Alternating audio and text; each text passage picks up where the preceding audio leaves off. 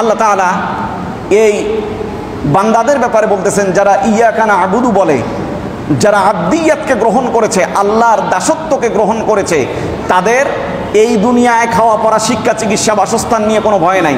আল্লাহ তাআলা বলতেছেন, কুল নাহবিতু মিনহা জামিআ ফাইম্মা ইয়াতিয়ান্নাকুম মিন্নি হুদান ফামান তাবিআ হুদায়া ফালা খাউফুন আলাইহিম ওয়ালা হুম ইয়াহজানুন।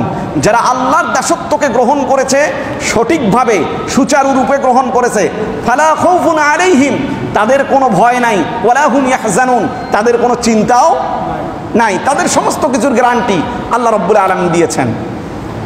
যেমন আল্লাহ তাআলা সূরা, আপনাদের এই সূরাটা অনেকেরই মুখস্থ আছে, দেখেন তো, আল্লাযী আত'আমাহুম মিন জু ওয়া আমানাহুম মিন খাউফ। এর আগের আয়াতটা বলতে পারবেন আপনারা? হ্যাঁ, এটা আপনারা সূরা কুরাইশের মধ্যে পড়েন না?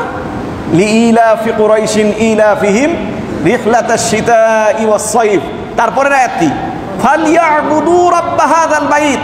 যদি এই ঘরের মালিকের ইবাদত করতে পারো, এই ঘরের মালিকের ইবাদত অর্থাৎ দাসত্বকে গ্রহণ করতে পারো, ফালইয়াবুদু, যদি তুমি ইবাদত করতে পারো, রাব্ব হাযাল বাইত, এই ঘরের মালিকের ইবাদত করতে পারো, আল্লাযী আত'আমাহুম মিন জু, তোমাকে ক্ষুধার সময় আল্লাহ তাআলা তোমার খাবারের বন্দোবস্ত করবেন। সুবহানাল্লাহ। ওয়া আমানাহুম মিন খাউফ, যখন সারা দেশে তাণ্ডব চলবে, সন্ত্রাসী কার্যক্রম চলবে, তখন নিরাপত্তার দায়িত্ব আল্লাহ রাব্বুল আলামিন তার কুদরতি হাতে গ্রহণ করবেন।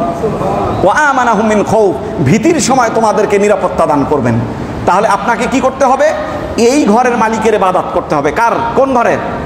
এই ঘরের মালিকের ইবাদত করতে হবে। আর আমরা যদি একানিষ্ঠভাবে আল্লাহ রাব্বুল আলামিনের ইবাদত করতাম, বন্দেগী করতাম, অর্চনা করতাম, তাহলে অবশ্যই আল্লাহ তাআলার আকাশ ফেরে আল্লাহ তাআলার রহমত আমাদের উপরে অবধারিত করে দিত।